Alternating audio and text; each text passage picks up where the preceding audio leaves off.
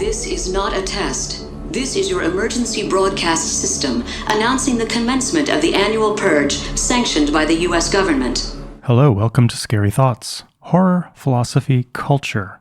I'm Mark Cate. And I'm Chad Lott. Today we're going to be talking about The Purge, the James DeMonaco film from 2013. Two quick things. You can email us at whatthe@scarythoughts.org. And let's just get right to it and say spoilers ahead for The Purge and probably that Rick and Morty episode and maybe some of the other Purge movies. The other Purges are probably in here. Yeah. I think this was your idea, and I was like, great. And then this was my idea a long time ago. And you poo-pooed it. I really did. And I think based on, you probably just watched the news and shit recently. And I was like, Purge. The Purge. So I thought I had seen this movie. Yeah. And I watched it the other day and I was like, oh, I actually have never seen this. I just seen the Rick and Morty episode and had known enough of what it was about to kind of like glean the whole deal. Yeah. But this is an extremely popular franchise. It is. It also, not only is it popular, but it has like sort of breached pop culture broadly. For example, during the protests and riots and looting and whatnot, however you identify your activities of the summer, the hashtag Purge was associated with some groups of people, like, you know, especially the younger kids who were just like ready to go loot. Like, that was something I saw with my own eyes. So, you know, it's out there. And then on YouTube, there's a lot of Purge pranks. So people will wear the masks and like play the siren on their car really loud or something like that, the Purge siren. Yeah. And then they'll walk out and scare people. So it's a thing. Don't do that. Yeah, that's a good way to get shot. Like, did you see the movie? Yeah, it's a TV series now on Amazon. So 2 seasons. You know, and I think that, you know, on one level, people always say these movies suck, is what a lot of people say. I don't know that that's necessarily true. I think the first movie's like a decent movie for what it is, and I think that like the idea of a political thriller extended universe is, you know, that's like the Romero zombie movies, basically. Like those movies, some of them are good, some of them are bad. All of them communicate with each other and build this sort of interesting world that invites you to think about what you would do in it, which I think is kind of interesting. True. I think that what's strong about it is also what's weak about it, which is the world building. As soon as you hear the concept, it's a really strong concept. Mm-hmm. But if you think about the concept more, it's a terrible, flimsy excuse for a narrative to be built upon. It's totally implausible. You have to suspend way too much disbelief in far too many directions to maintain a presence in the narrative to follow along with it. Yeah, and as you know more about the world, it becomes less believable. Yes. Like in the first movie, I think just you know so little, and it's so vague and has these interesting little world building elements, like the flowers, like the blue flowers. What they mean is, you know, you support it, but you're not doing it. Yeah. Stuff like that, I think, is very clever. And you're like, well, you know, what is a level 10 government employee? Like, what does that mean? You know, is it cops and above? Is it senators and above? What's a class 4 weapon? You know, what does that even mean? Like that stuff, or like, how did you get to this point? And you know, you assume it's probably some sort of fascist government, but in the first movie, you don't really know. Like you could easily get to this state with different forms of government. Oh, sure. I sort of figure maybe we should take on the plausibility, suspension of disbelief first, because I think it's the thing that comes up the most. Yeah. And maybe we should just like talk about that and then kind of move on to other things around it. Although it seems to me that within this movie, specifically not the franchise necessarily, there are 2 issues around world building. One is the plausibility of this world. Like, is the idea of the Purge actually a possibility in the world we live in at all? And then there's also the plausibility of this siege narrative that we witness in the first movie. Like, okay, if the Purge were real and we get past that, is this movie how that could play itself out? And I think, of course, both things have huge issues, and a lot of them just are very accessible. Like just right off the top of your head, it's just like, that's never going to happen. That's absurd. Yeah. You know, people murdering each other cannot create a strong economy. That's just not how economies work. Well, it depends on who you murder as it walks out.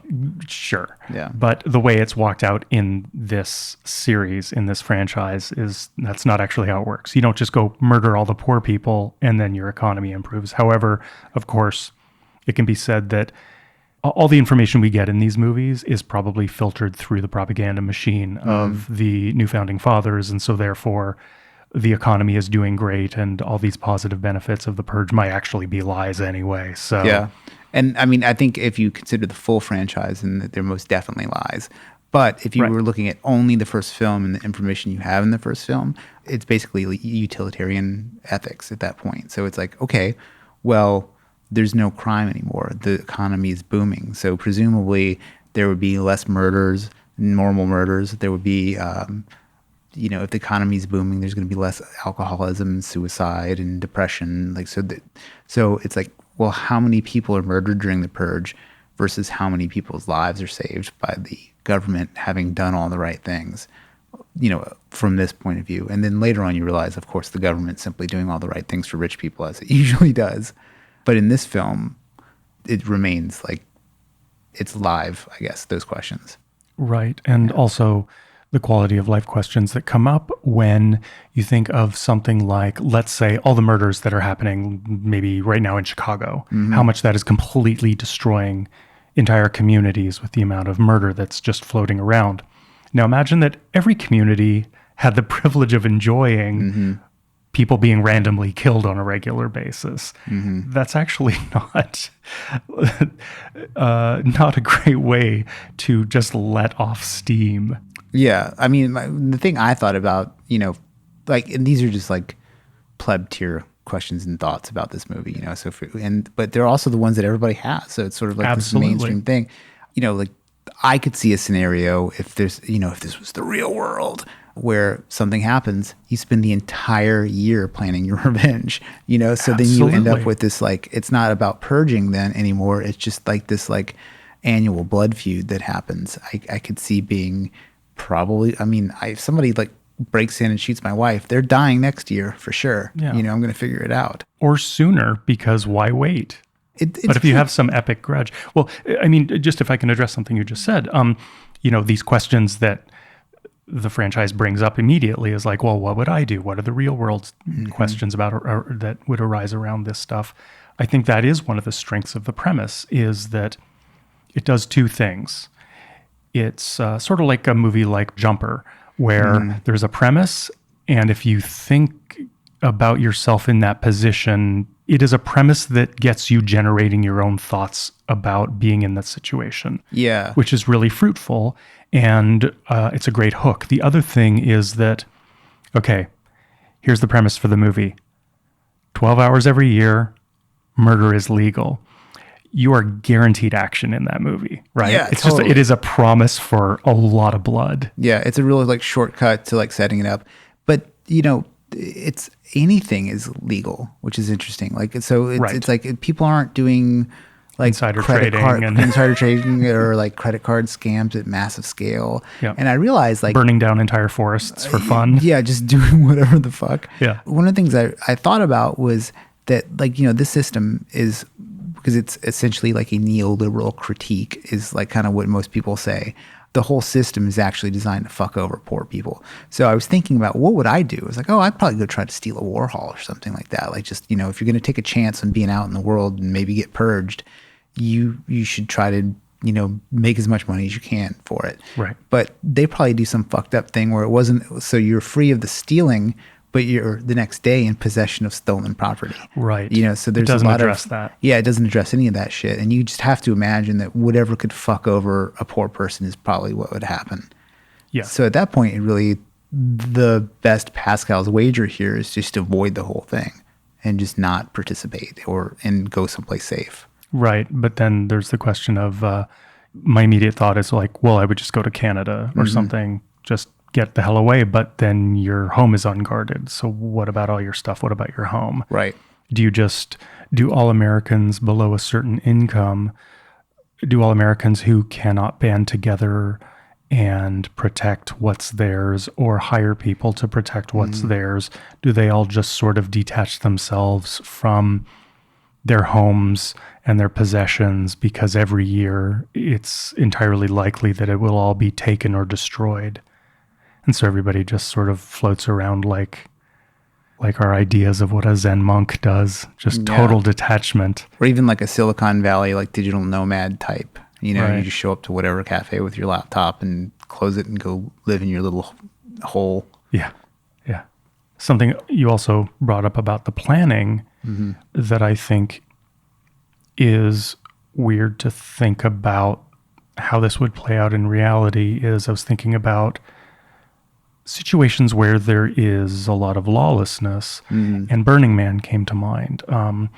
Obviously there's not outright lawlessness there, but it's, it's like Disneyland plus drugs and sex. And I mean, it's pretty free. I mean, it's in Nevada for a reason, right? If you went to Burning Man for like 12 hours, you would just like party and experience this freedom that you can't get many other places in America. It's kind of amazing. But the other thing about Burning Man is that people plan it all year and think about how they're going to spend that freedom. And a lot of people invest that time in building infrastructure, building their camp, building a community, building art. And if all of that creative energy, the kind of creative energy that, let's be honest, like Americans tend to really invest themselves in, if it was applied to death once a year, it would be not just, I can't remember which Purge number it is, but I think it's election year. There are these like teenage girls and they like make art cars and they all have kind of sexy murder costumes and that's sort of like low-level Burning Man planning. But what about people who really go for it? They spend all year thinking about like, what is the most creative way I can destroy and annihilate? Oh, yeah. I mean, I think that like a Navy SEAL team of just average, not even like crazy high level, just regular ones could probably kill hundreds, if not thousands of people in a city. Yeah. So like without using above class 4 weapons, whatever the hell it whatever means. that means. Like just go to a public pool and think about the amount of chemicals that are stored there. That's not technically a weapon, but you could really do some damage, right? Yeah. One of the things that, your Steven Pinker types make the point of is that it's pretty amazing that there aren't like gigantic mass casualties all the time because there are ways for people to do all kinds of crazy shit. And it makes you even wonder, like, what, like in the Zombieland, zombie kill of the week, like what would be like the Purge kill of the year? Like what, is there, is it more like, because real murders, more than half of real murders are people that live with each other. Yes. Or recent exes. Same with rape.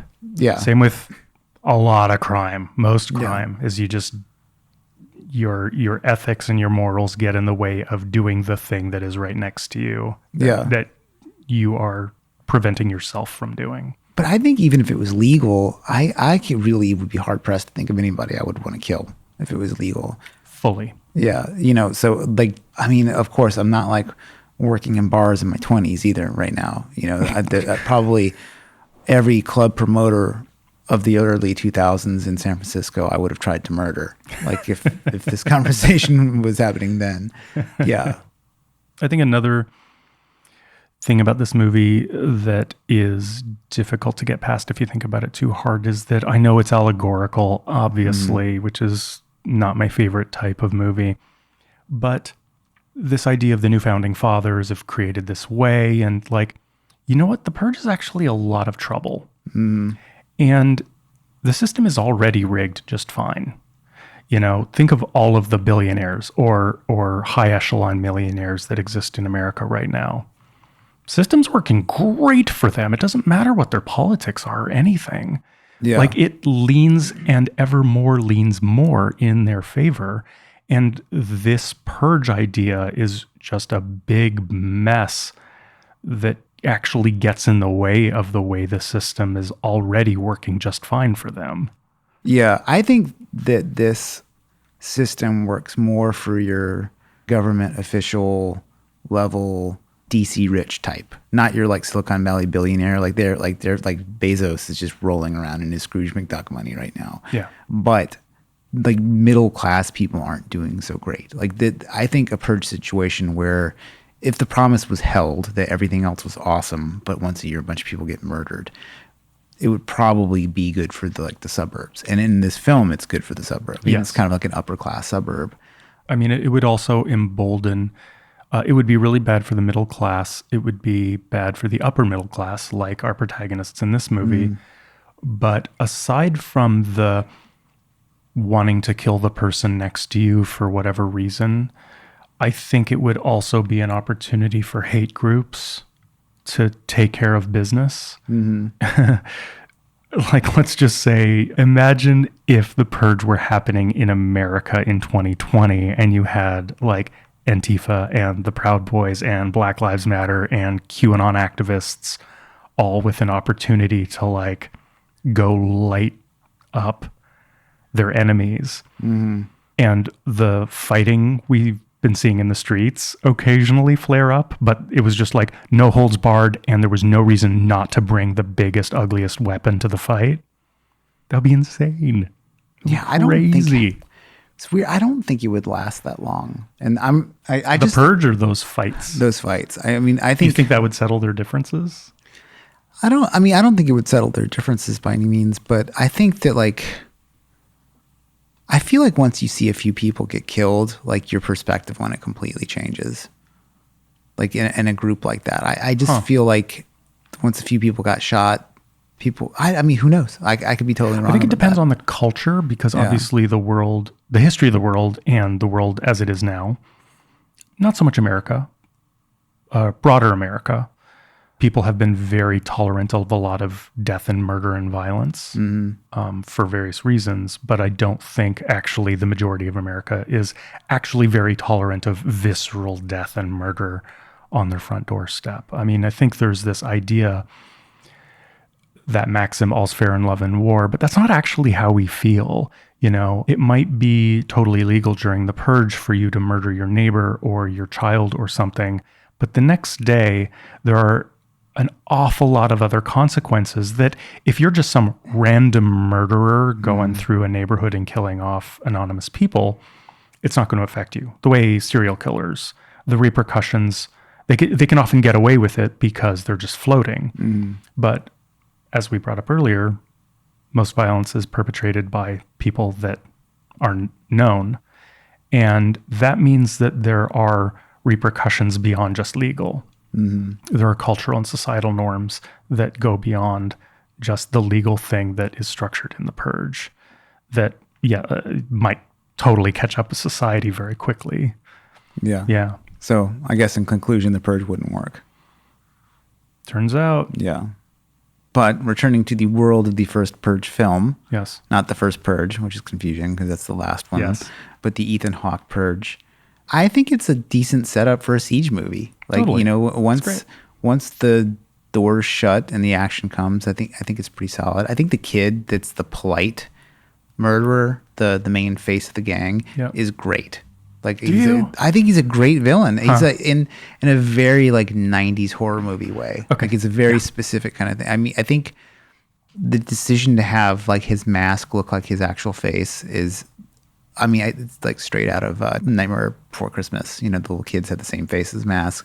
Right. But I think it's just like a neat touch. Yeah. It's extra creepy. I think kids doing violent shit in school uniforms is always like aesthetically interesting for some reason. I don't know why. Like Battle Royale, it's kind of like that. Yeah. I think there are two things that are unrealistic or hard to suspend my disbelief for this movie in particular and how this particular siege unrolls. One is that he is a top security, like home security seller. He's like number one in his division or whatever. Yeah. And actually his house is really poorly guarded. All it really has is some metal shutters. And obviously he didn't see what was coming, that someone would come and like drag them off with chains. But also, like, he had 3 guns in the house. It doesn't seem like his family really knows how to use weapons. There are no turrets to defend the house. Mm-hmm. There was just no plan. Yeah. And that's a character defect maybe, but it also struck me as being slightly unrealistic that this guy who has made a fortune in home defense in a world where anybody can come and murder you once a year, that he actually had no sort of personal investment in protecting his family. Yeah. And then the one step after that is that something that was unrealistic is these kids come to lay siege to this house. Okay, let's say you were just like, I'm going wilding. It's Purge. I'm going to go kill people. Are you just going to walk up to houses that look totally shut down? You'd be like, no, as soon as I step foot on this yard, someone is going to shoot me with a rifle. I wouldn't see the rifle. I wouldn't see anybody coming. I would just, as soon as I get on someone's property, they would murder me. And it's obvious they're thinking about it because they've completely locked down their house. But these people just like walk up right up to the front doorstep as if guns don't exist. Well, a couple Does that make things. sense? Yeah, it does. It definitely makes sense. If I were to try to take the side of the movie here, they have the blue flowers out front, which indicate that they do not participate. So that's sort of like, to my mind, I thought it's the other way. I thought it means you support it, but you don't participate. That's I misunderstood that. I mean, technicality. So I didn't pick up that when I watched it, but that seemed affirmed by quite a few of the secondary sources I looked at. So I'm just going to, for the sake of argument, assume that that's what's going on. And also the very act of just locking yourself inside of a house sort of indicates that, although you would think that the person inside was armed. But what I thought was neat about it is he's not selling really good, he's not selling actual security. He's selling the illusion of security. True. Which is what all this shit you buy, Okay. your Nest doorbell, your ADT system, it's all really the illusion of safety. That's very true. And then the whole thing about like the gun stuff being completely ridiculous in this movie is, I think, just a consequence of the guy who wrote and directed it is like not a fan of guns. Let's talk about that. I think that's super fascinating. I mean, you and I have sort of, over the course of this podcast, taken snipes at Holly. I mean, I'm not a gun person. You are. But I think we are united in the belief that Hollywood should fucking get its morals straight on the gun issue. Yeah. I mean, to me, like one of the things that is just always irritating to me is, you know, my approach to gun ownership. I don't really care to argue about like all the nerdy shit about the Second Amendment or, you know, whether or not they're bad for society. The question for me is, do I want these things for me? I don't really care about anybody else. You know, I don't have kids. Kids don't come into my house. People don't come over. So for me, I think about like the Oakland Police Department does not get to your house on time. Like if something's happening, right? And I have a pretty badass door, but like, you know, if you want to get in, you're going to get in like you would anywhere. Sure. I don't think my neighbors are coming to my defense. So in like a really bad worst case scenario, you know, you're kind of on your own. You're like, my cousin's cop, and he makes this point that like your personal defense is your business. It's like, it's something you should take care of because nobody else is going to take care of it for you. And in the world of this film, like you have active real threats. Like you could make an argument like, well, how often is somebody going to break into your house and, you know, home invade you or whatever? Well, the odds of it are not that strong, but I live in a city where it happens. It does happen. It's a thing that does happen. Like it only has to happen once. It only has to happen once. And my whole thing is like, you know, for the most part, my guns are basically expensive golf clubs. They're something I go do with my friends that are fun every once in a while. And to be honest, like shooting at paper targets is pretty fucking boring. It's very expensive right now to even have the right training, safes, all the shit to make it like safe and like the way you would want someone to own a gun. It's a huge resource drag. But if somebody broke into my house and wanted to do something bad, it's not going to happen, you know? Yeah. Or at least I hope it wouldn't happen. But the idea of like these people who like want to walk around with guns in Starbucks and shit, like that's alien to me. Like I don't like it's so crazy to me that that's how you would want to spend your time, or like people who make it part of their identity. I don't know. I guess I don't have a nation really for this sort of thing. Like I'm kind of in between it, or it's just selfishness really, and I also don't own anything crazy illegal. I wouldn't own anything illegal because I don't want to open myself up to like the threat of law enforcement, which is a real thing too. And the other thing is when the cops show up, they're not necessarily on your side. I mean, they had a bunch of cops go to this fucking January 6th rally, so the idea that there's just like this impartial good force, like we're actively told not to believe that by the people who usually hate guns. So it's like, well, which is it, like Ethan Hawke's character here, I have the resources for this shit. So I'm choosing to act, to do that. Do you think, we've talked a lot about the way manners play into the idea of a good society, and that if everybody is just polite, their capacity for violence is something you hopefully don't have to encounter. You just keep it nice. But to what degree, in thinking about how weaponized many Americans are, do you think that the proliferation of guns creates a sort of even playing field? What do you mean? Which playing field? It's sort of, to exaggerate it, the mutually assured destruction argument that like, well, if everybody in a room is armed, nobody's going to get shot because the consequences are too high to start shit. There's all kinds of different ways to approach it. One is like, if there are no guns, nobody gets shot. That is like a bulletproof argument. Well, that's Canada. Like that's... Yeah, and if you're in Canada or New Zealand, like I think if I had the option of like not needing guns, and I lived in New Zealand and nobody actually had them because there weren't a lot of them around to begin with, I would probably prefer that route. Yeah. And maybe you're allowed to go sport shooting someplace. That seems totally fine to me. A lot of the gun industry in America is just like fetish LARP shit. So, there's so much like... at least online it is. It's weird. You go online and it just seems like every single dork is getting ready for like they got bump helmets and chest rigs and all this stuff. It used to be like you just had a Glock, you just put it in your waistband and walked around. Like that's what I did. Now it's like every single person who's a gun, you're not just simply a gun owner, you're like a special forces guy. Yeah. And then that's one end of it. And the other end of it are these dudes that like are sort of like derogatorily called FUDs, who are like, obsessed with, just hunting's where it's at. And, your gun should just be a walnut stocked, thing. You don't need, however many rounds. It's like, if you're hunting pigs, yes, that is a different sort of lifestyle. Yeah. But what I hate about it is what I hate about like some Krav Maga stuff. It's very fear-based. It's like, it's never simply like with archery, like, knowing how to shoot and operate this thing is cool just on its own. It's like, if somebody comes in, you'll be ready. Like in that, I think that's like bad for people to be thinking. It's like the difference between like a self-defense martial art and like jujitsu, right? Jujitsu is going to work in self-defense, but there's not all of this like obsession with like deadly moves. And it's like why fucking ninjutsu guys are corny and like jujitsu guys are cool. Speaking of jujitsu, though, like another argument for guns is there was like a UFC fighter last year. Some crazy dude broke into his house, and the guy was like on PCP or something like that. And this is like a top 10 UFC lightweight fighter, and he could not stop this guy. And so you think about like me or you, not exactly the highest trained people in the world, gradually aging into decrepitude. Yeah. Are you going to be able to beat somebody off in your house? Like I know so many people who are like I had a conversation a long time ago. Somebody's like, well, I don't need a gun. I have a baseball bat by my bed.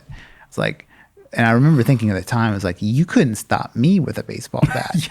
So what do a large person that's coming in? I think the most encouraging thing I ever got told about aging out of jiu-jitsu was after bumping into Eugene Robinson after a show. And I told him like, I stopped training. He's like, it's okay. 99% more than most men. Mm-hmm. So 99% of the time, if something happens, you'll know what to do and they won't. Yeah. That was a nice thing to say. And to be honest, I don't fear individuals. Like I've never... I used to and I don't anymore. Yeah. And that was a big change for me in training. And it changes your relationship with individual people when you talk to them too, because you're not giving off this like anxiety vibe.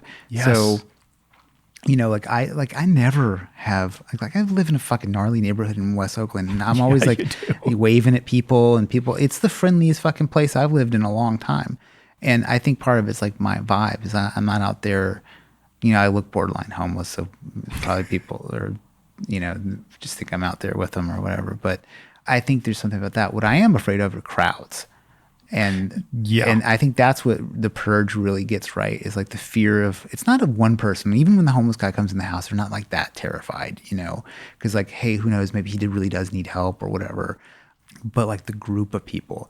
And I contend that any group of people is scary. Like, I don't want to be caught up in a Black Lives Matter protest. I don't want to be caught up in some sort of like MAGA LARP hootenanny. Like, I don't, any of it. I don't want to be caught up in a crowd after a sporting event. No. And like all the really gruesome acts of violence I've seen have been in crowds, the nightclubs mostly, but like, out in crowds during Mardi Gras in New Orleans, I've seen like some really gnarly group fights. And there's just something about primates getting together, especially with alcohol, that is bad news. For sure. Like, I'm not going out to fucking march for anything if it's after dark. No fucking way. Right. Yeah. So you have not read Hate Inc. by Matt Taibbi, is that right? No, but I read a synopsis, and I read his Substack. Yeah. So I feel pretty caught up on his thesis. I love that you basically just said, no, but I read the Cliff Notes, so I'm conversant. All these books are Cliff Note are just enough for Cliff Notes. Like anything that's like a polemic about our times, you should just get the Cliff Notes and not read the whole thing. No, I'm getting a lot out of the book. Yeah, I guess, but you could probably just go read Catcher in the Rye again and have a better spent time. I don't know about that, but nonetheless, Taibbi, an agent of Russia, according to our friends in the DNC. Oh, Jesus fuck. I think his ideas really line up with what this movie is sort of, not its sort of like leftist anti, the government hires Nazi death squads type of mentality, but rather that one of the ways that Hate Inc. frames America is that this country's current biggest problem is that we're incentivized to hate each other. We are not collectivized to, let's say, hate and fear Russia. We are incentivized to collectively hate half the population of America. And that is really great for news. It's really great for social media. And that is part of the Purge, is that it is about Americans weaponizing their hate against themselves, about going deep into the worst aspects of themselves and turning it against other Americans, rather than being united against China or something, Yeah, well, in the Purge, it's really like class based. Like the higher class is always shitting on the lower class, and then you see, it's totally like crabs and bucket politics. And then what's that? Crabs try to pull each other down when they're trying to get out of buckets, so they can't. Like, it's just like this classic endless, the person at the top falls and then the people at the bottom eat them or whatever. Okay, that could be explaining that a little bit, but in the first movie, the rich kids are hunting this homeless person, and he's like a homeless pig, and it's pretty derogatory. And then you don't really know anything about him in that movie, but they definitely do like all but like light his dog tags up in several scenes. So you get this idea of like, oh, this is a homeless veteran, which no one likes that to exist. That's something to me that is like I can't believe that there hasn't been like a Democrat-Republican alliance on that, of like, hey, if we're going to tackle, like, I think a good approach to tackling homeless would be like, okay, let's take care of a class of homeless people. No veterans should be homeless at all. At the very least, have some barracks for them or something. So I think that's like a really smart victim to have in this movie. Yes. And although he does kind of survive to the end. Yeah. Yeah, so he makes it out. Yeah, but, well, this movie, this franchise, I haven't seen the TV series, but they are very much about class and very much about race, especially the sequels are very much about race. But so much of the narratives of these movies is based around Black people sacrificing themselves for white saviors. Well, that's a Hollywood fetish right It there. really is. Yeah. And it perseveres. And as usual, it perseveres in a sort of like resolutely lefty, I'm down with black folk movie, but we're going to throw black folks in front of willingly jump in front of the bus to save the white protagonists. Yeah, it's absurd. I mean, how noble. It's it's such a tired trope. You could imagine this dude, this writer, like on Twitter, like if you ask him, like, what do you think about the magical Negro trope? You're going to get a fucking undergrad thesis dropped on your face on Twitter, right? Yeah. But he has like basically a magical Negro. And it's, this guy, his magical powers are essentially like tactical capabilities out of nowhere, which are like lightly justified by the dog tags. And it's just weird. It even has like, Bubba from Forrest Gump in one of the sequels.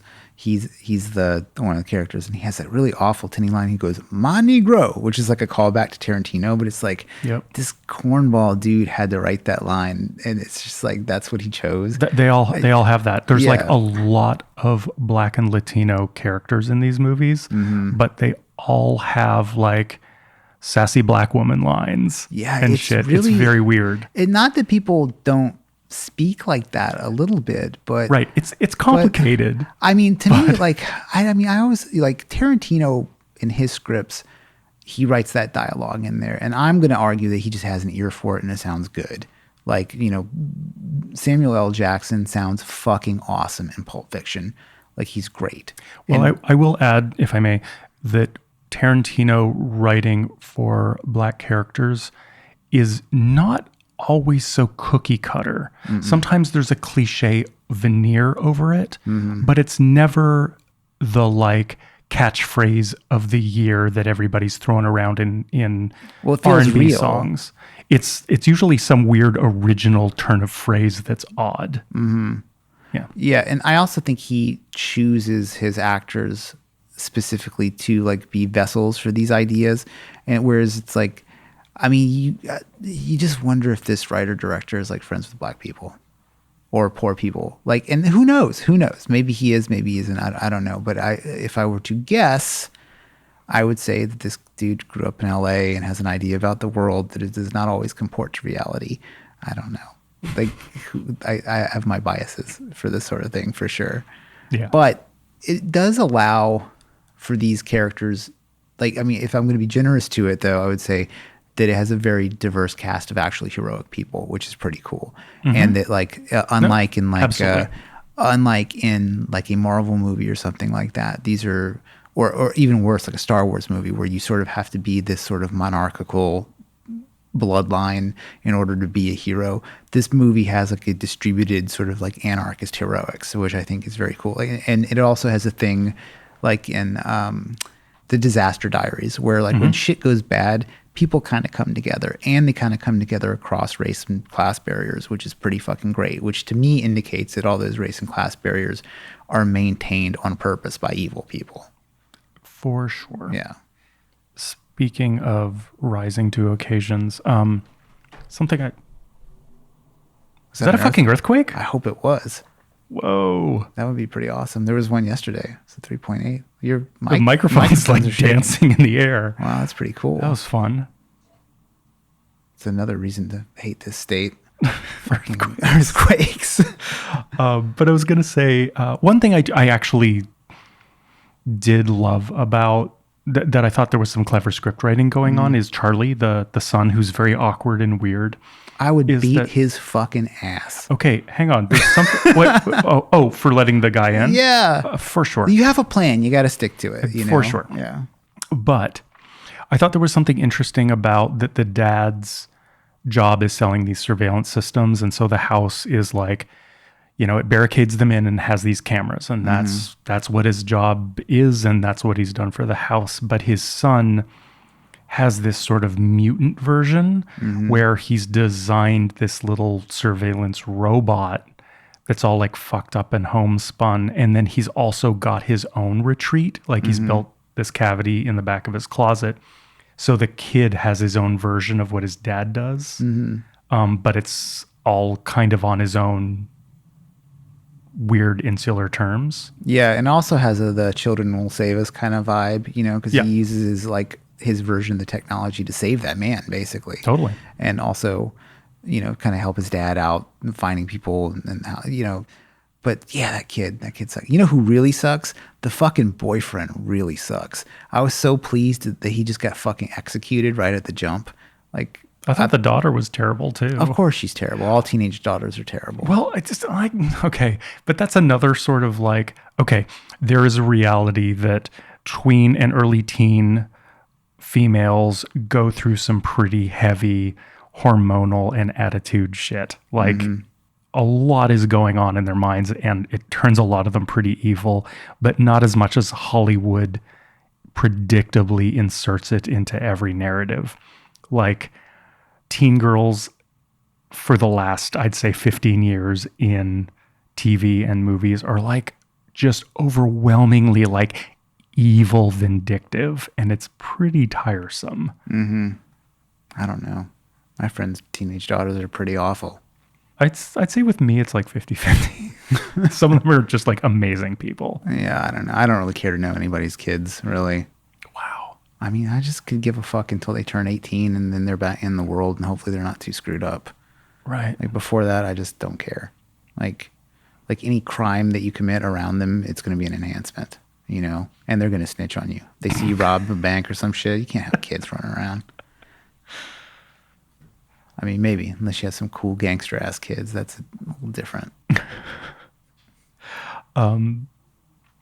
Unrelated to that, another reason that I think The Purge is interesting to think about right now, aside from this miracle siege on the Capitol, is that COVID is sort of like The Purge in a certain way, at least in terms that it mostly is affecting the lower classes. It's decimating small businesses. It's consolidating more power. And it was invented by the government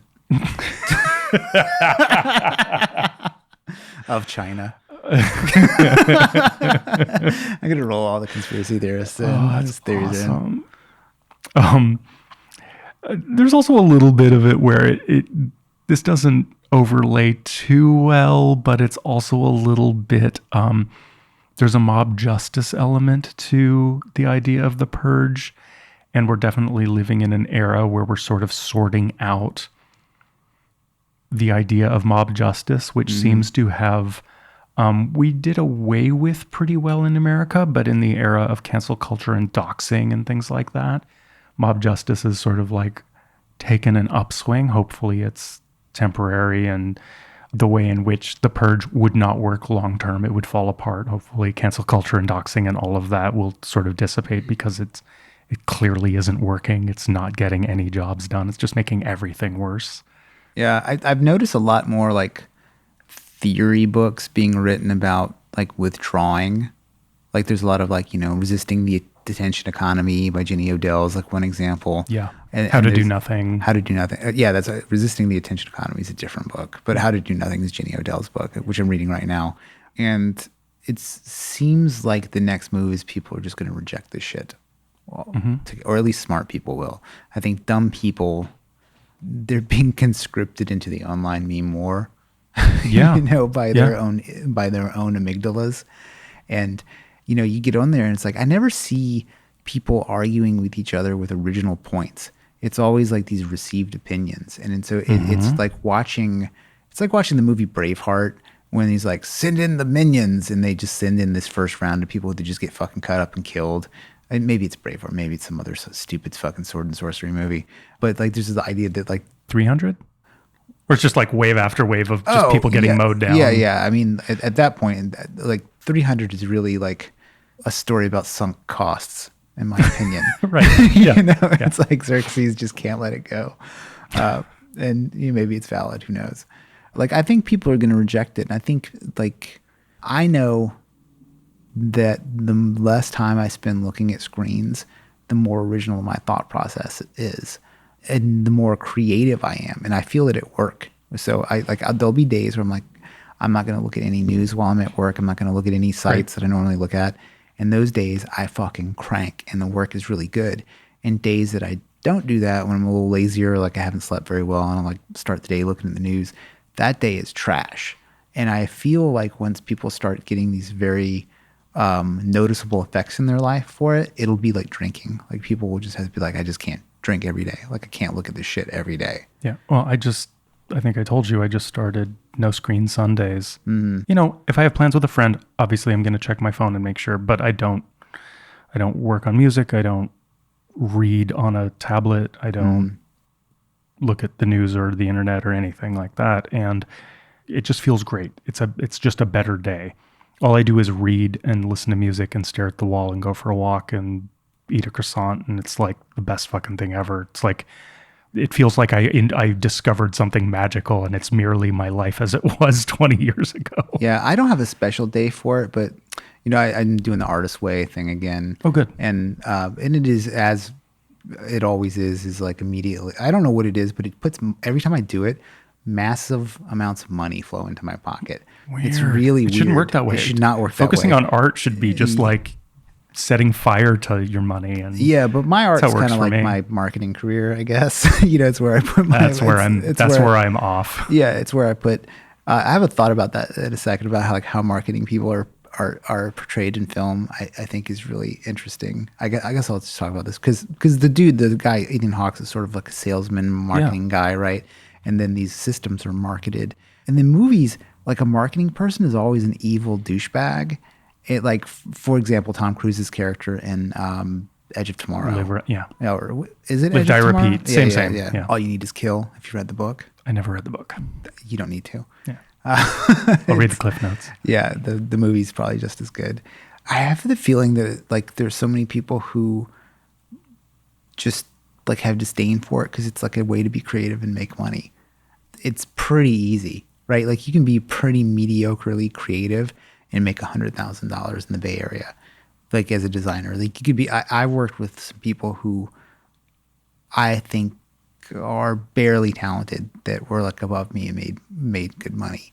Conversely, recently I worked with really smart people, but you know, you imagine there's these people who've probably had to see that while they're coming up in these writers' rooms and live through this like poverty, and it's this choice. It's a choice I made, right? Like I could be a starving artist writer. That was my original plan, but I got terrified by watching people around me get old and break down. Like my parents are bartenders, you know, like, and I saw the reality of what happens if your fucking book doesn't take off firsthand, and it was alarming to me. Yeah. You know, and so I was like, no, thank you.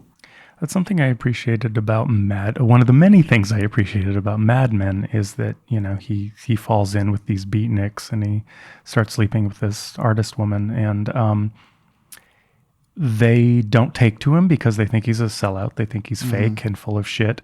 And he genuinely does not care. Like he is so self-assured and has such a solid ego foundation that he has nothing to prove to them. That's one of my favorite arcs in the whole series. Yeah. And it was actually extremely influential to me in my career and some decisions, because it kind of there was a moment where I was like, I don't know if I want to do this. Maybe I want to go back and get an English PhD or some fucking nonsense like that. You know, live the art life, very influenced by David Lynch's, like whenever he goes, I wanted to live the art life and cigarettes are a part of art life. It just sounds so great, you know? But there's another thing that sounds great is like excellence. And Don Draper is excellent at his job. And he is in that show, he's a world-class ad man. And like I'm knocking on the door of being world-class at what I do, which is great. I would probably be a mediocre novelist. So what am I doing here? You know, every time I sit down to write something, it's like, oh, really? A fucking vampire story. How original. Oh, sprinkled with cyberpunk elements. Oh, do tell me more. It's fucking stupid, you know? And like, I'm never going to make any money with that nonsense. You know, and when you got to buy fucking Belgian firearms, like you can't do that on a fucking barista salary. You got to steal. Yeah, you got to steal. Something I was thinking of earlier about when you were talking about we will be collectively pulling away from social media and these online battles and things like that. Going back to talking about kids, I've sort of been thinking that it's probably going to take the next generation of kids, of people who are not on social media yet, but as they age into being old enough to be fully on social media, possibly recognizing all you people are fucking miserable. Why would I want to be part of this? Mm-hmm. You know, just the way, speaking of artists in the 60s in Mad Men, this sort of like, we reject your wall-to-wall carpeting suburban homes. Y'all are full of shit.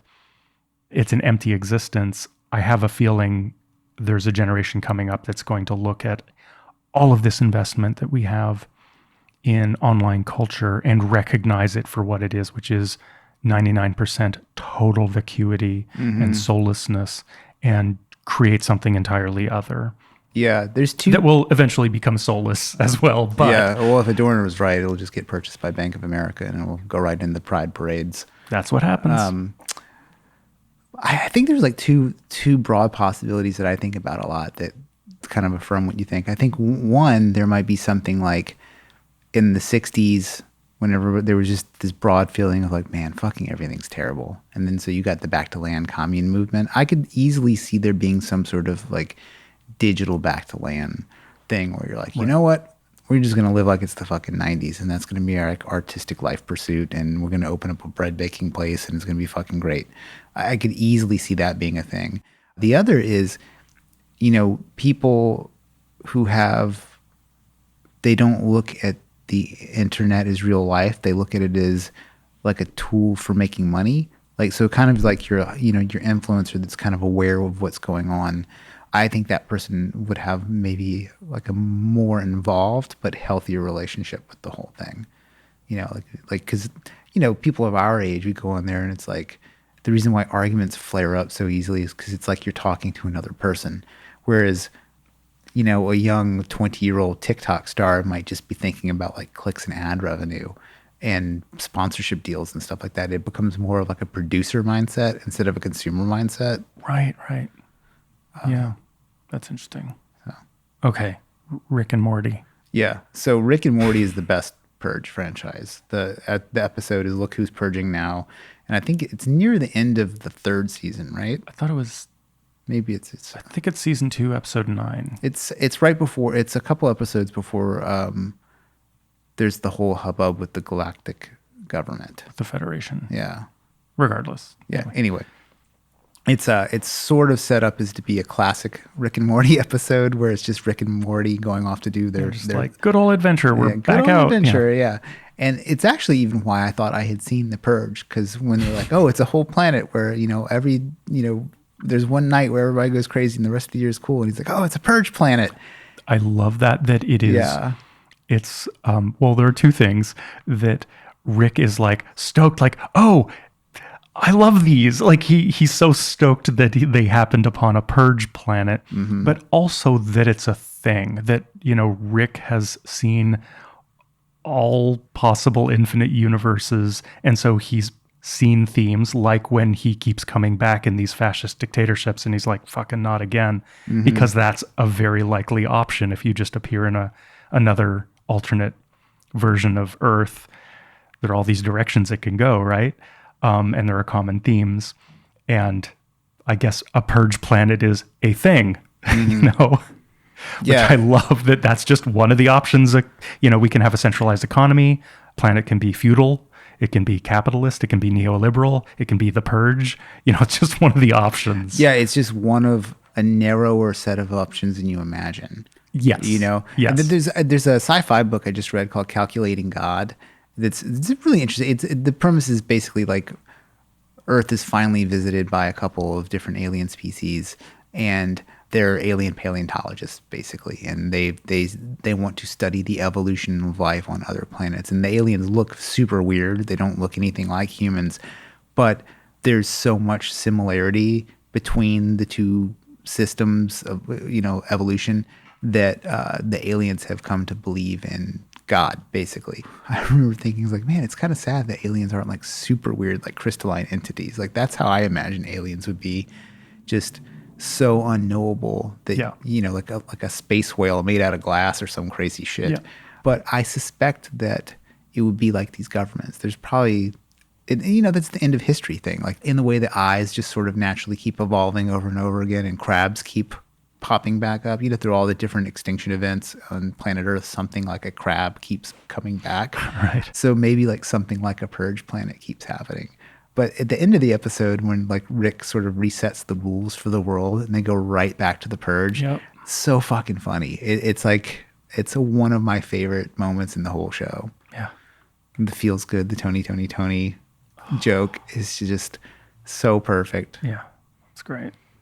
Going back to the idea of the way in which this movie functions allegorically, creating the purge is basically a deal with the devil, right? It's a sacrifice. We must come together and make the sacrifice for the good of America. But a thing that it's paralleling is that our entire existence in America is a deal with the devil, that the comfort and safety that you and I are enjoying sitting in this room making a fucking podcast is totally predicated on that there is suffering and exploitation happening around the world to keep you and I in this space. And that is another form of deal with the devil, that like there are people on this planet making sacrifices so that I would say being sacrificed maybe to be more fully. It's just that in the Purge movie, it's like that deal with the devil is just more visceral and in your face. Right? Yeah, the purge also gives you like voting, the illusion that you have some control. Yeah. That like you go do your thing and then you go back to like it's like it really is like a pressure release valve for the whole system. Yes. But it always goes back to essentially the same thing. I think it's interesting that the government it's not, although it does seem to be very much like a on the nose, like religious Republicans are so bad. Like the point is, it's a theocracy is what it is. Right. And I think that I don't know that you could have something like the Purge without like a religious element to it, or, like even a state religion like communism or something like that. Like you would need some sort of organizing belief system to have people stay in a system like this. Well, okay, I'm going to be very, very simplistic.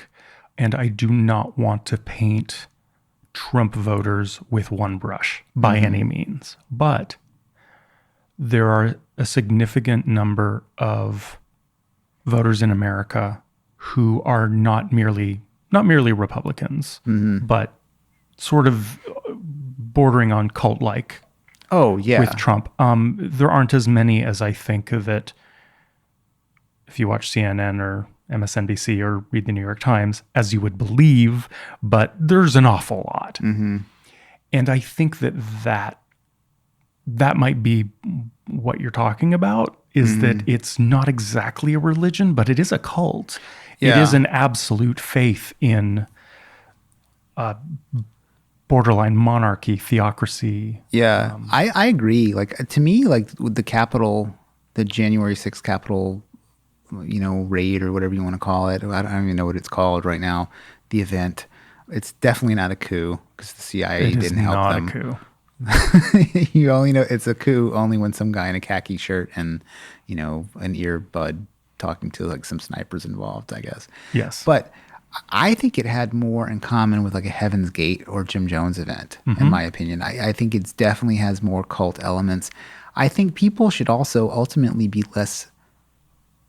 I mean, who knows? We're a few days before the inauguration and there's some fucking wild people out there saying some wild shit on the internet, so who knows? But people like to run their mouths. And to me, when I saw all that January 6th stuff, I was like, oh, this is the shock troop of the side everybody's scared of. It's fucking corny. Only like 5 people died, like 2 or 3 of them hilariously, like the "Don't Tread on Me" lady getting trampled to death. I mean, like it's hilarious. The guy that allegedly shocked his balls with his taser and had a heart attack, hilarious. Also tragic. Everybody else super tragic, especially the cops. Although it's amazing, like now everybody fucking loves the cops and it's sad when they die. It's very like confusing. Like they were a gang of cops shot over the summer, and CNN didn't really cover any of it. But like they got like they're practically wearing the fucking black band over the badge for this dude, that got killed, and they should. I think and I don't want to minimize it, the fact that there were so many police involved in the whole thing, just showing up at it, and there were so many police that just seemed to be like, right this way, sir. Yep. Like, that shit is extremely disturbing.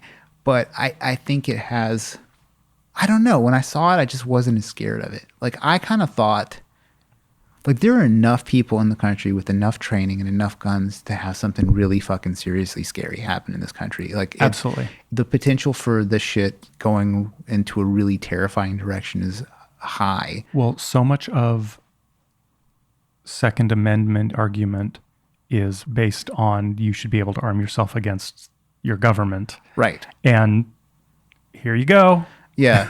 And, and I do kind of feel like I definitely am on the, like, government should be afraid of people sort of side. Fuck yeah. Like, I think that working in the government should be fucking unpleasant. I think they should be treated like a company that's being stripped by Bain Capital.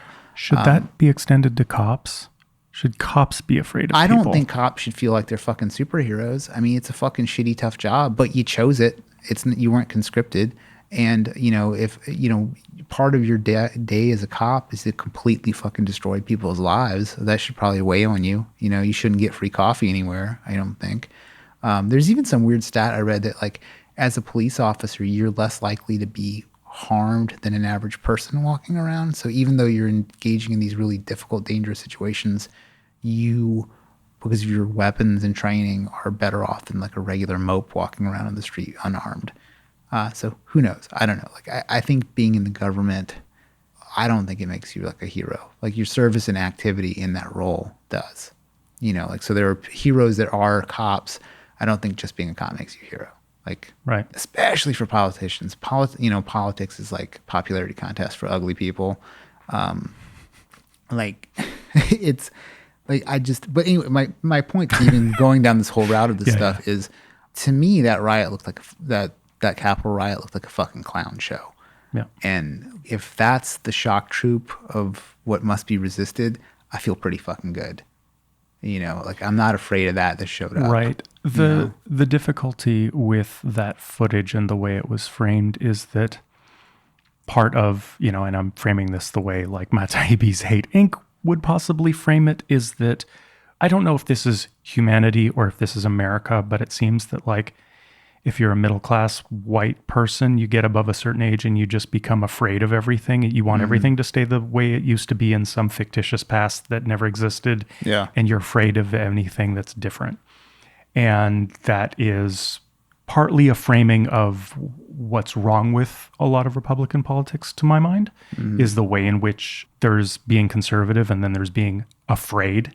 And those two, when they overlap in the wrong way, produce pretty fucking bad results. But we are living in an era where the left is totally afraid of, what's the word I'm looking for? When people are afraid of Dungeons and Dragons and the Satanic Panic, they are moral panics. Yeah. Moral panics, I think we're used to moral panics really working on middle-class white people with white hair, but young people on the left are really wrapped up in this moral panic around, like, white supremacy. And not that white supremacy is not a problem, not that it's not structural, but that if one person tweets something problematic, it's something to be feared. And I think that there's so much troubling about what happened at the Capitol, no question. But the ridicule of it is the right move, I think. That's what I'm... Yeah. Thank you. That isn't exactly where I was going, but that's absolutely true, is that I think that the way the left has been conditioning itself to be reactive to these things is to look at this footage with deep, devastating, anxiety-ridden horror and fear. What is happening to our country? They're going to come for me next. Like, well, take a breath, take a step back. No, they're not. Yeah. To me, it's like the scene in The Big Lebowski, like, like the nihilists, these men are cowards. Like, these people who are, I think, the most destructive at mass events, regardless of the politics, are essentially, like, low status nihilist Americans. Like it's, out of work kids with master's degrees that burned up all their parents' monies getting stupid degrees, and they want to do art projects, but nobody wants to pay for them. There's that level of rage. And then there's, some dude whose church has been shut down, so now he has to beat his wife. It's these people who are like suffering, and they just get whipped up into like their own little side. I mean, it's like soccer to me. It's like soccer hooliganism. Like, absolutely. Yeah. Absolutely. And then I think, I was reading that short Freud book about like the psychology of crowds. And there is a weird, like, of course with Freud, everything's sexual, but his thing is that there's this powerful, like sexual energy of crowds, and it makes people like basically go fucking nuts. And I think that's like just basically what's happening. I don't think it even has anything. I mean, it has a little bit to do with like specific politics, but I think it could be anything. It's West Side Story shit, and then or it's Westworld shit. You go and you get to be a cowboy, and you burn off some calories. Yeah, if and you're some rich. anger issues. Yeah, but I don't know, man. Like I to me, like the actual lack of numbers for Charlottesville and the actual like complete failure, even in the absence of actual security in the Capitol, like they didn't face anything near what Black Lives Matter protesters faced over the summer. Like that, right. To me, like that is a very stark point that should be made, is that like what these goons ran into. But then I thought about it. I was like, would you really worry about these goons? I mean, a lot of them have guns, but they're pussies. Yeah, but and they're then like would boomers. Would you worry about Black Lives Matter? I mean, here's the thing: Black Lives Matter activists don't march around with signs that have rifles on them. Like, well, they have all crowd, cops are bastards, all pigs should be dead. Like, there's but if you're just like sitting at a sidewalk cafe enjoying your Sunday, and a protest is coming down the street, and it's Black Lives activists, and they're like ACAB and Breonna Taylor, that sort of thing, are you going to run for your life? Not necessarily, but if a bunch of guys have like "Don't tread on me" skulls and like crossed AR, like, yeah, I would be like, I'm jumping in a cab and getting as far from this fucking place as quickly as possible. I'd be terrified. Yeah. I wouldn't go like, oh, they're just goofy out of work clowns. I'd be like, they celebrate violent overthrow. They're cosplaying violence. I'm not saying that they wouldn't be dangerous at all. Like, I mean, I don't want to be in that crowd at all. Yeah. But I think versus the government, I'm not worried about that being an insurrection, like a real insurrection. That's kind of. But as far as like danger, like I don't even know what kind of crowd. Like I was trying to think about that. If you just drop me right now with wearing all black as per usual, so I probably would look. There's one side I would look like I would fit in on more. Like, yeah. And then I'm essentially basically an anarchist. So I don't know what crowd I would be more afraid of being in, because the thing is, like, I'm just afraid of crowds, because crowds just get whipped up. People get fucked up in crowds that don't deserve it. It happens like in any crowd, I think a Black Lives Matter protest, you definitely have to worry about the cops in that one. So in addition to getting like run over by a crowd accidentally, although that's not true, because the fucking anarchist, like the Black Bloc shit is really well coordinated. Like one of the funniest things about January 6th. Some of it is. Dude, I've seen it up close. And like, I think your chance of getting actually trampled in one of those events is probably lower than a bunch of people who don't have like activism experience. Like there was this hilarious, there's this really funny Twitter feed I saw in an article. There was basically some, Antifa type like critiquing the tactics of the January 6th people. And it was fucking great. He was like, look at these clowns. They keep getting kettled by the cops because they don't know how to move. And I thought it was really interesting, the validity and practicality of being like kind of a full-time protester type. You get out there and you know what's up. Or just the not wearing masks. Are you a fucking moron? You're doing crimes. Like, and what is probably the most, I can't imagine there would be a city with more cameras than DC. Like, it has to be the most. Maybe New York, if you consider private too. But like, you're going to go do illegal shit with a bunch of fucking morons who have COPD. like and not wear a mask. I mean, I just don't. It just seems crazy to me. It's like I was posting this on Facebook. It's like in the second series of The Wire when Herc comes back and Herc is the white guy with the shaved head and he's talking to his partner and he's like I can't believe it. He's like, it's not fair. These white guys are too easy to arrest because they don't do any like street tactics. They're like, he's like, I want to buy some drugs. And they're like, I have some drugs for you, and he just arrests them. That's immediately what I thought of, like the No White Man Left Behind, like how he said there needed to be an affirmative action for white people for crimes because they were just like too behind. It's like that's immediately what I thought of, and then just the image. I mean, ridicule is I don't see any. I get why people might be feared, but I personally am just not like. You think about the Black Lives Matter protest in Oakland.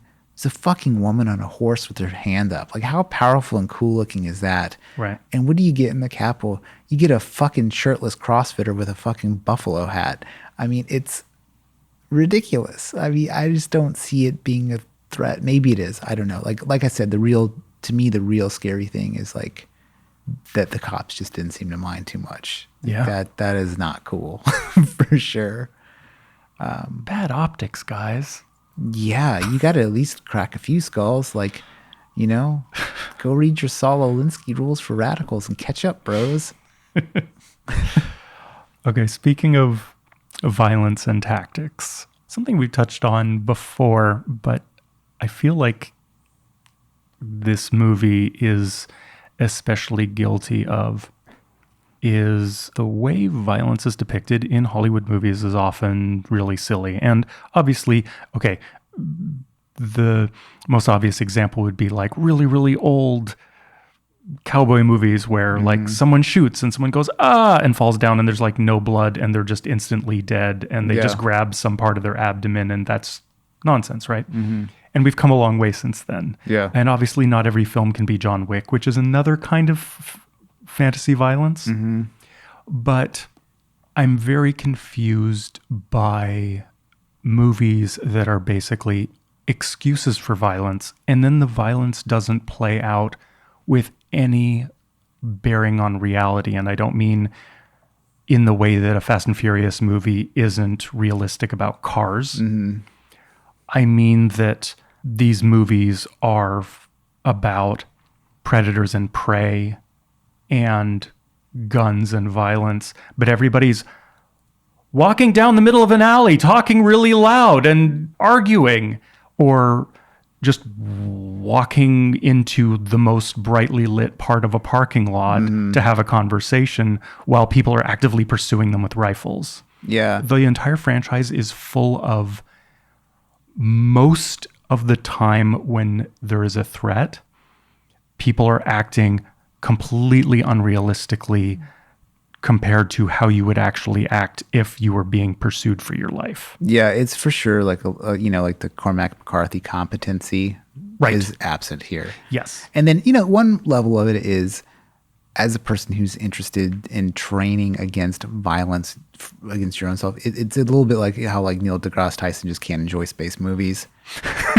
Yeah, that's like, fair. Yes. I watch those movies and I'm like, that's fucking awesome. Yes. And he's like, that's not what happened. The gravitational wave would rip that wing off of that thing. And why did it explode anyway? It's like, okay, you joyless fuck.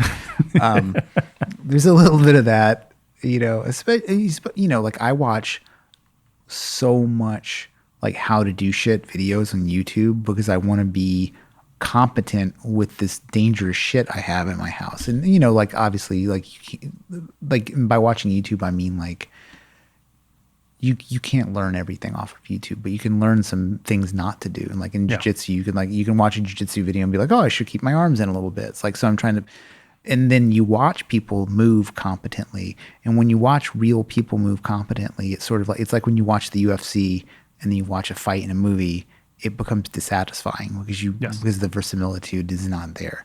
Yes. But The Purge has some stuff that is awesome and some stuff that is really terrible. Like the initial shootout with the boyfriend is what gunfights really look like. Like it's just crazy. It just goes off. Yeah. There's 3 shots fired, and then somebody gets hit, and then everybody. The boyfriend does do the thing of announcing that he is about to do violence and is undone by it, which is a Hollywood thing of people always go, and then charge. Yeah. And then somehow you actually usually works when in fact, if someone yells and then charges, you get out of the way. Yeah. It's actually that easy. If I was trying to kill the dad, Yeah. I creep around creep the up, corner, yeah. I aim and I shoot him. And Yeah. then that's it. And then I go, this is why I did it afterwards. Like, Exactly. 'cause, like that guy doesn't need to know. He's just dead. No, but the announcing yourself also, I mean, the way they navigate the house, we never really get a sense of the dimensions and the layout of the house. And but what that's such a happens fault is, of this movie. Like in The Conjuring, you understand, Yes. because James Wan is like an excellent director of space. Like his Aquaman is excellent too. Like talk about like so fucking stupid. Like the way it looks is excellent. I would Yes. say like you feel like you're moving around underwater without any James Cameron trickery. That's realistic. But the idea that you wouldn't immediately just fucking go room to room and clear your fucking house, That's what I'm looking for saying. that guy, it's just like, also, okay, there are several people in several rooms in this house and they're all trying to kill us, including, they think, the vet. Mm-hmm. So nobody take a gun but me, and let's all split up and just kind of wander around the house and just see what happens. yeah, it's crazy.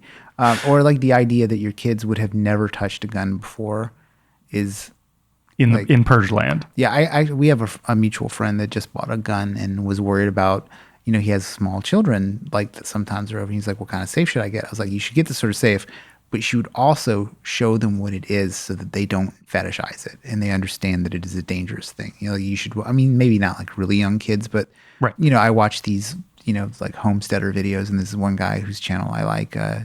He's moving a bit into the crazy territory of like having all the fucking gear all the time, like never doesn't leave the farm without his Glock. Like it's getting a bit crazy, but his son was raised with all this shit, and so you have to think like that kid. You don't have to worry about like handing the revolver to him, being like, I hope he doesn't fucking shoot himself in the face, Right. And the wife comes around the corner with like a gun in each hand. It's like, if you never used a gun ever, it's just. Another good scene. Gun in each hand. I love that it's one. so absurd. Another good scene is when they're trying to tape the guy up. It's so awkward and uncomfortable. When they're doing what? When they're taping the guy up to the chair. True. I think it's a really brutal scene because it's like, it's so awkward, and the awkwardness gives it like a feeling of grittiness that I think makes it more realistic. And I like how their minds change so quickly and they're so disturbed by seeing what each other are doing. I think that's a great scene. I agree. What do you think about the villainous trifling in this? Like the young kid and his speech through the Nest door cam type thing. I think it's super hokey. In Purge land, there is no villainous trifling because You know what's happening.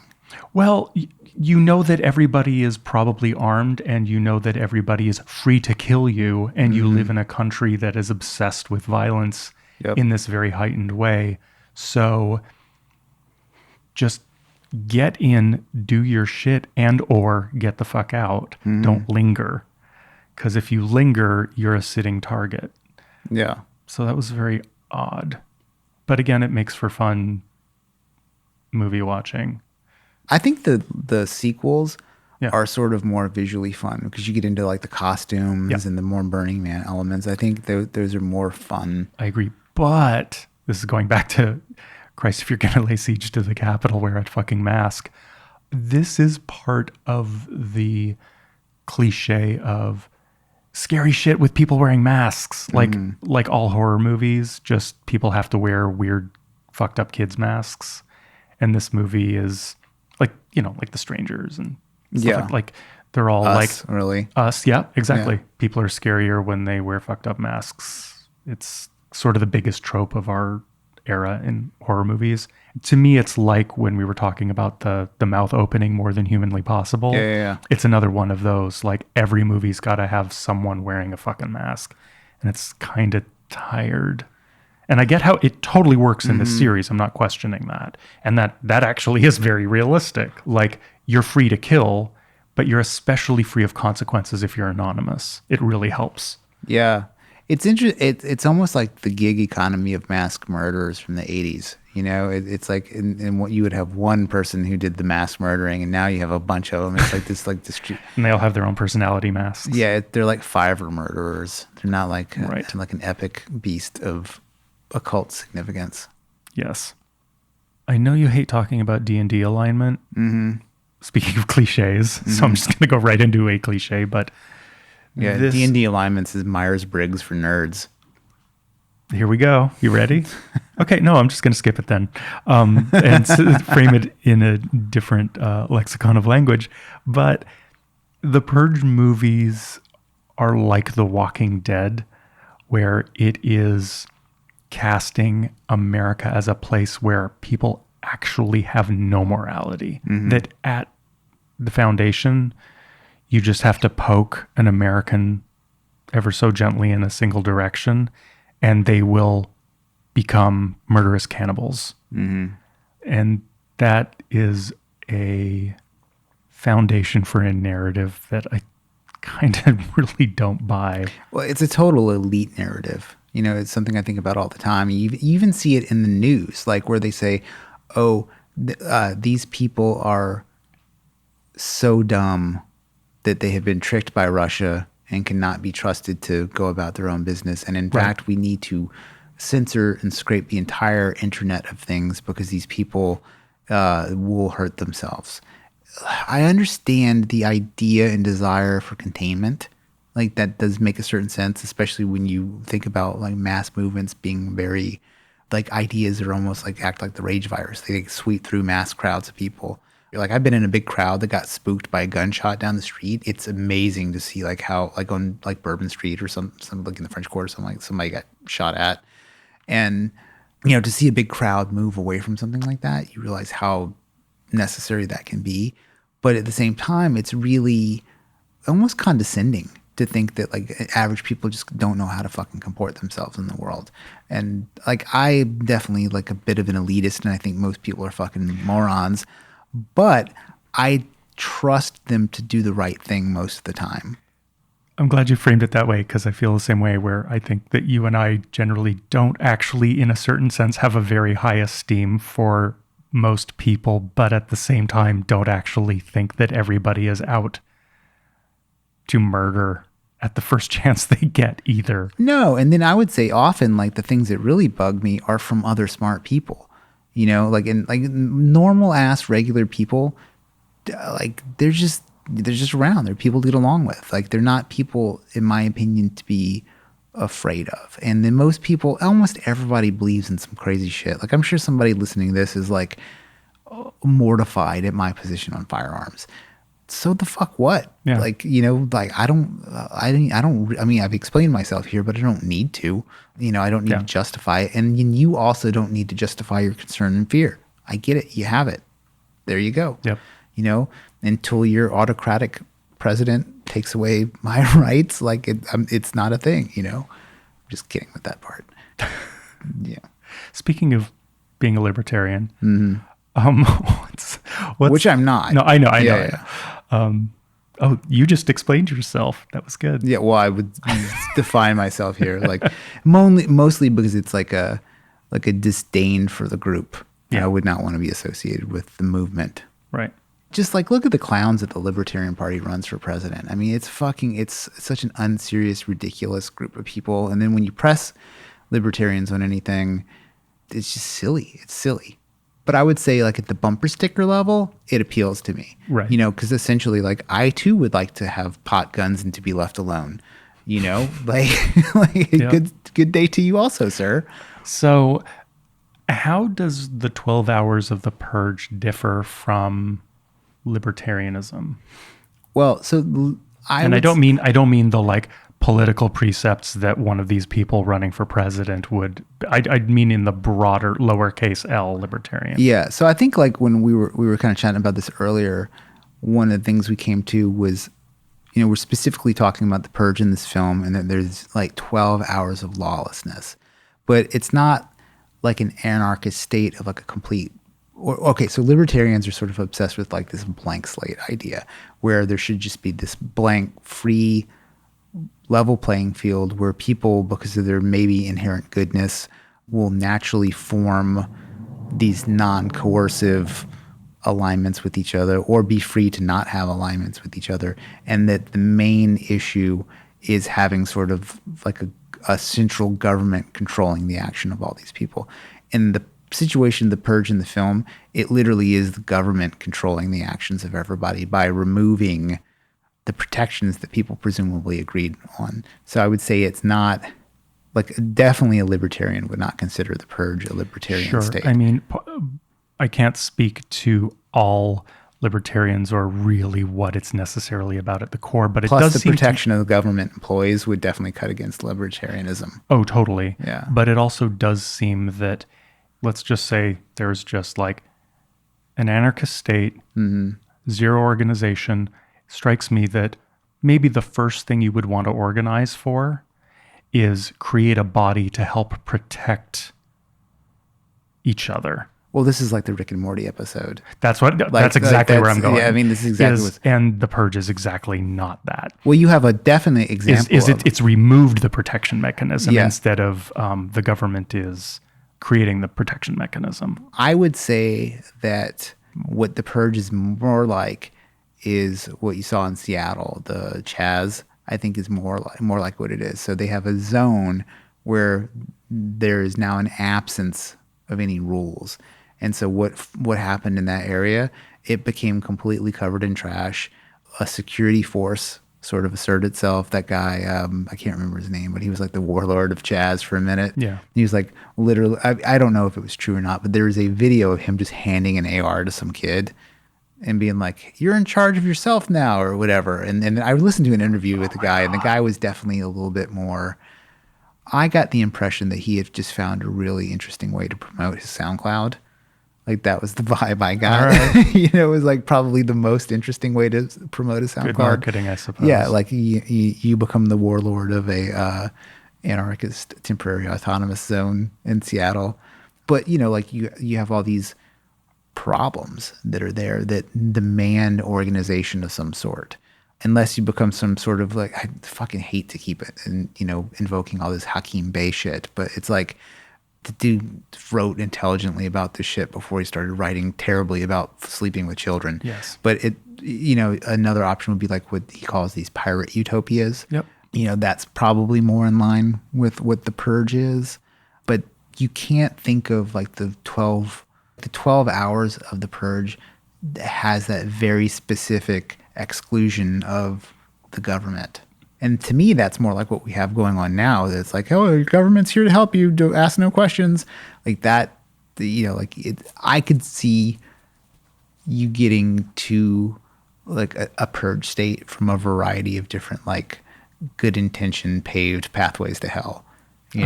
Like that could happen. But yeah, I don't know. I mean, to me, it's more like it maybe even would have more to do with the hour after the 49ers win the Super Bowl or something than it does like an actual political state. Yeah. Some wild shit, man. I think the more libertarian look would be, I think I'd said this earlier, would like Escape from New York, how the gangs organize themselves on the inside would be a little bit closer to like a libertarian idea. Well, I think that anarchism or libertarianism can't necessarily be reflected in 12 hours. Right. Just like total freedom for 12 hours, you can't actually do anything. And having some sort of an ideology that leans toward libertarianism or anarchism is about building something. Yeah, about creating a world. And 12 Totally. hours is only enough time to like score some meth and fuck shit up. I mean, you barely have enough time to line up your enemies against the walls at 12 hours. It's like the time Let alone restriction. build a fucking commune Yeah, like you're not going of New Freeland. Yeah, and also the fact that you have to go back to the same oppressive system that existed before. So it's just this like temporary. So to me, the Purge itself really is more like voting to me than a separate like autonomous state. It's just this thing that makes you feel better. That doesn't really. It affirms the power structure. It makes you feel a little bit better, but nothing really changed. Right. For you anyway. Yeah. So what's your Purge fantasy? I mean, for me, knowing that the government is likely going to fuck you over afterwards on whatever you stole, like having some sort of crazy heist, doesn't seem the right move to me. So if I'm trying to just play the odds, I want to just survive it. and I think your idea about having just like basically living digital nomadically and not really having a lot of possessions or whatever is probably how I would just generally live. I think walking deep into a forest is probably a very, very strong move. Hide in a tree and just hope nobody burns the forest down. That's probably your best bet. I mean, knowing that the average health and fatness of the average American and the average lack of desire to go into the woods of the average urban dwelling criminal, I think if you just went to the foot of any forest and just walked for 6 hours in and just waited 6 hours and then walked out, you would probably be doing okay. It's true. I would for sure invest in the $12,000 military grade night vision. It gives you such a crazy advantage in the dark. And I think if you just had something that could shoot out to 300 yards in night vision and you just got your back up against a tree deep in the woods, I mean, it's only 12 hours and you just go back. That's the move. Yep. I mean, boats seem like a pretty good idea too, but I don't know anything about boats, so that would be fucked. Another good option for San Francisco would be just get yourself one of those Navy SEAL Zodiac boats. They're they're a four. You could buy one. It has a little outboard motor in the back, and you just go out 12 miles, no lights. You just wait, and you just come back. Scuba gear. A bunch of tanks. How many tanks would you need to last 12 hours underwater? I don't know that you could do 12 hours. I mean, you could snorkel probably. It's cold out. You couldn't last 12 hours underwater. It would be pretty miserable to do that. You'd freeze to death. What about you? What would you do? I don't know. I mean, I think I have a pretty predictable morality as far as what I think should and should not be legal. You know, I'm a chronic jaywalker. It's your weird little fetish. It's my great pleasure. But yeah, great, drugs would be legal. I could do drugs, but I'm not actually that interested in drugs anyway. So whatever. I'm not interested in committing violence. I'm not interested in stealing. I'm not interested. I can't think of too many laws that I would really look forward to breaking that aren't obviously. I think drugs should be illegal, but I don't actually, it's not because I want to get my hands on drugs. It's because I think it's a bad law. Yeah. And even if you could get your hands on enough drugs that would move the needle in your life, it's back to the thing of okay, you go buy yourself 10 keys of cocaine that you plan to sell. Well, you have to fucking sell it all over the year and it's illegal the whole rest of the year. Yeah. So you're pretty much screwed. And so really it's one night a year you can do illegal drugs. You can do that anyway. It's not hard. This is why the Purge is bullshit, because you can't really improve your life in any way with it. Except for in the rare case of maybe there's somebody who has their thumb over you somehow, and then I could see, who the Purge would be awesome for? Battered women. This would be the fucking night, Although you could also be killed by your husband. You could be killed by your husband, and a lot of battered women. The issue is that most battered women can just leave. Yeah. Disappearing, there are a lot of systems in place for women to seek refuge. It's just that the psychology of being in that state is so fucked up that the choice to leave, it's like being an alcoholic and trying to stop drinking. Yeah. It's easy to not drink. You just don't drink. Yeah, but if you're an alcoholic, it's impossible. And a lot of battered women are sort of in that similar position where the idea of murdering your husband and getting away with it, it's not the repercussions of the law coming down on you necessarily that's keeping you from getting revenge on your batterer.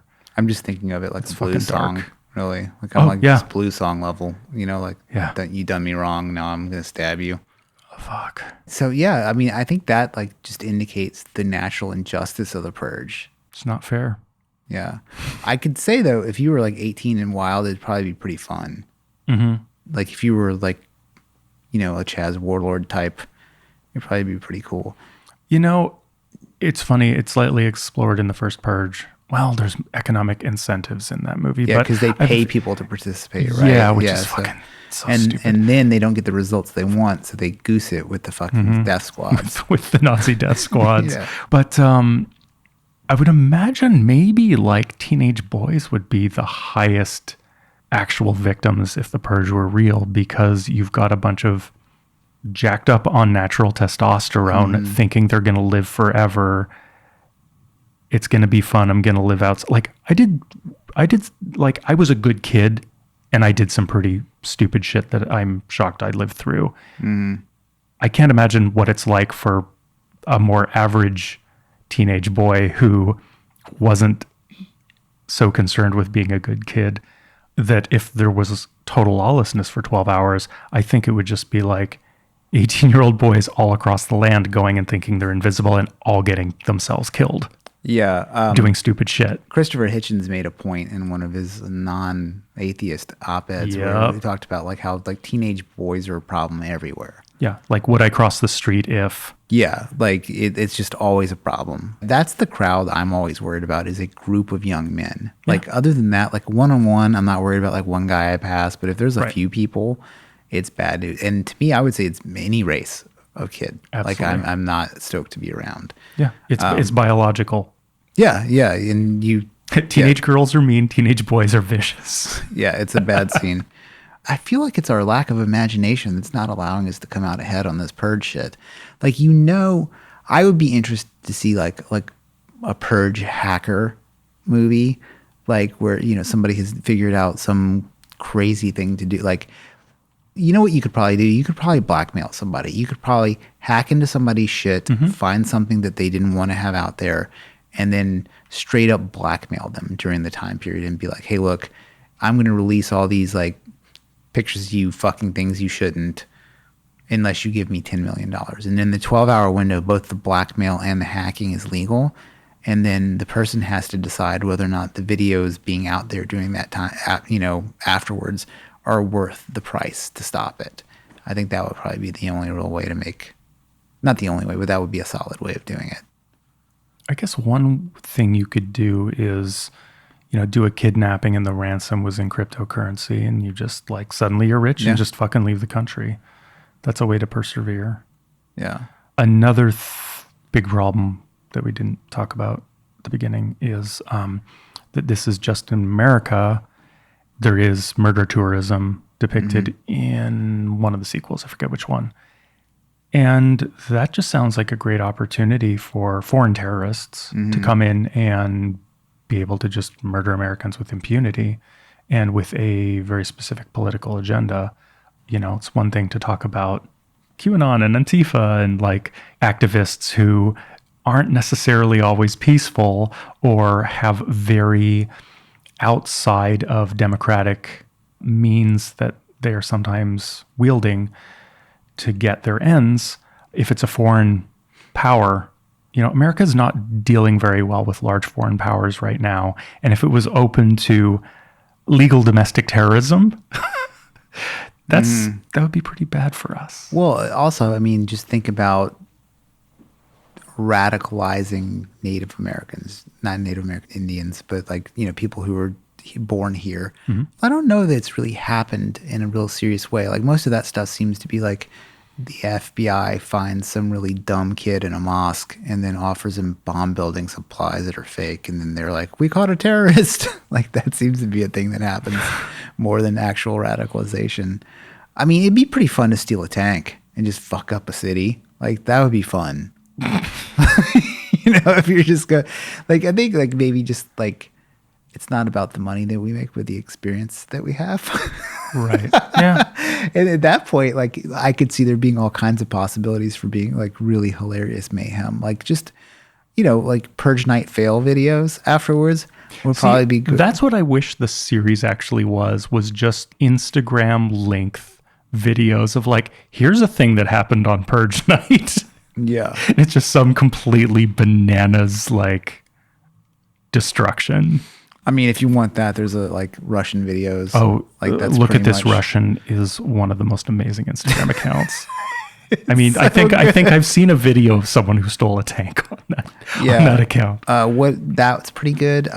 What is New York is another great one that just shows you the festering chaos that lies just below everything. Like just 2 days ago in my neighborhood, we had these giant recycling factories, and they have like these kind of, they're not like 18-wheelers, but they're like similarly cabbed their trucks pretty much. Some woman hopped in one and just drove off in it like 2 days. I mean, like, what else? What are you gonna? You can't sell that. I mean, what are you gonna do? Like, all you can do is drive it over a cop car. Like, that's pretty much all you can do. What else? What other sort of crazy shit could we do to come out on top in a fun way in the Purge? I mean, you're open to way too much violence. Like, just the possibility of just being randomly killed is just way too high. Yeah, because anything you can come up with, it's really easy to go like, oh, wait a minute, that's a possibility for someone to do to me. So actually, like with physical violence, you have to be concerned with protecting yourself from that hack, from that arson, from that whatever. I feel like you also just can't plan for everything if you're just out there in the wild. You know, like you could easily be like Omar in The Wire got shot by a little fucking kid. Spoiler alert. Right. It's been forever, but whatever. But like that random caught slipping moment, that's a thing that can happen to you. So what have we learned? We have learned do not have children. Oh, clearly. A perennial scary thoughts lesson. Double income, no purge. Double income, no purge, yes. That's the lifestyle. That's great. I would say arm yourself to the level that you feel appropriate. However, I think that's not something you just learned, and it's not something that I give a shit about. Yeah, so yeah. Maybe not. I would say, or don't, because you can do anything you want to in this life because you're brave and beautiful. Yeah. I don't know. What have you learned? I feel like I've learned nothing from this really. Like it didn't change any of my mind about anything. Yeah, no. For me, this the pleasure I got from these movies is it's a fun premise. A fun premise, totally. It just is. It's a great excuse for a siege movie. For all the complaints I made about this movie, it's a great setup. You're guaranteed crazy violence.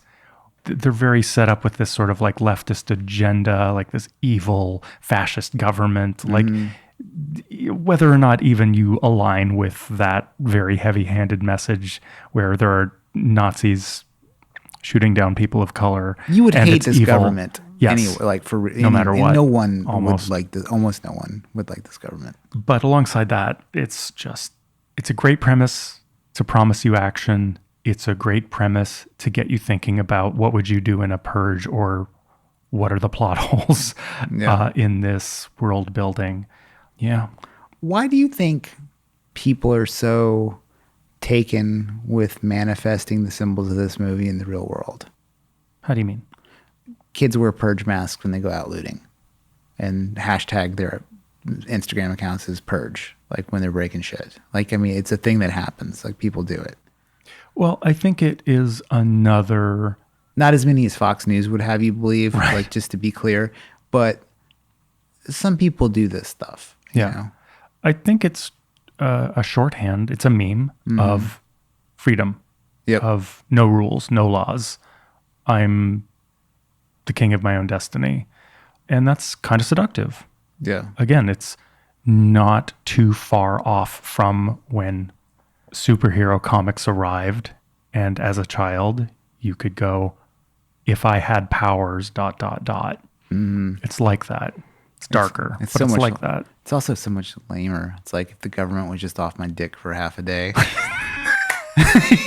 That's so much weaker than if I was from planet Krypton. What would I do with these powers?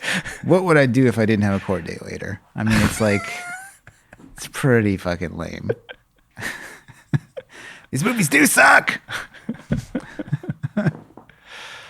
There's one more coming out, I think, in June or July. Really? Yeah. That's when it's scheduled. I mean, who knows, of course, what's actually going to happen given COVID, but there's one more.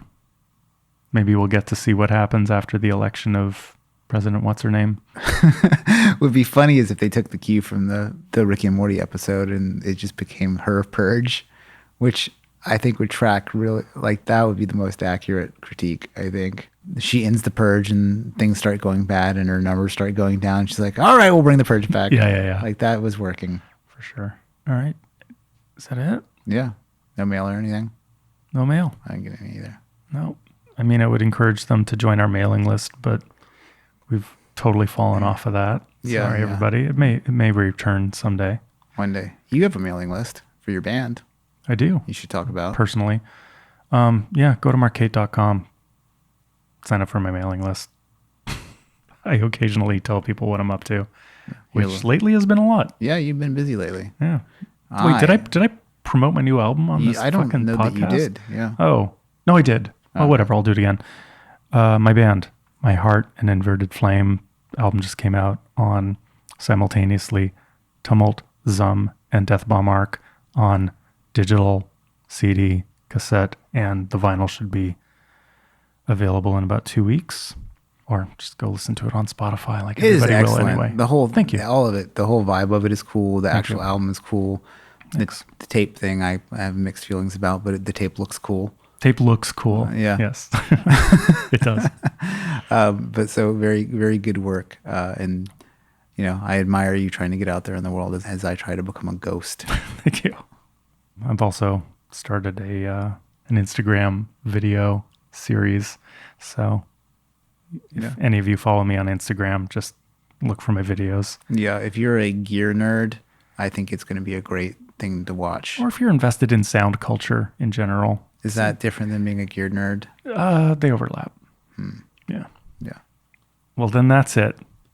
Write us at scarythoughts.org, and thanks for listening. Or don't.